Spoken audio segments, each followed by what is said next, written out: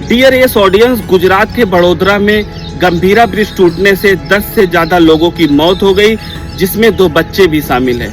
सवाल ये है कि जब गुजराती रिपोर्टर अप्रैल 2025 में रिपोर्ट किया था कि इस ब्रिज में क्रैक्स है, कभी भी बड़ी दुर्घटना हो सकती है, लेकिन गुजरात की गवर्नमेंट ने इसको इग्नोर किया। મોટી ગેપ જોવા મળી રહી છે જે જોઈ શકાય છે અને ગેપમાં જે છે તે સળિયા પણ અત્યારે નજરે પડી રહ્યા છે। આ જે સ્થિતિ છે તે બતાવે છે કે આગામી દિવસોમાં બ્રિજની હાલત વધારે ખરાબ થઈ શકે છે। જોઈ શકાય છે આ જે જોઈન્ટ છે તે જોઈન્ટમાં પણ જે સળિયા છે તે અત્યારે કેટલાક ઠેકાણે જોવા મળી રહ્યા છે। કેમેરામેનને વિનંતી કરીશ કે તે નજીક આવે અને નજીકથી આ સળિયા બતાવવાનો પ્રયાસ કરીશું આપણે।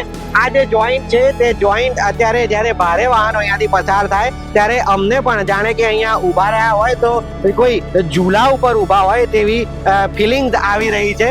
ત્યારે જો દ્વિચક્રી વાહન ચાલકો અહીંયાથી પસાર થાય અને તેમની બાજુમાંથી ભારે વાહન જ્યારે નીકળે ત્યારે તેમની શું સ્થિતિ થતી હશે તે અહીંયા ઊભા ઊભા પણ અમે અત્યારે ફીલ કરી શકીએ છીએ। ત્યારે જવાબદાર જે તંત્ર છે તે આ બ્રિજની મુલાકાત લે અને જે કોઈ પણ તેમાં ખામી હોય તે दूर करे તે જરૂરી છે।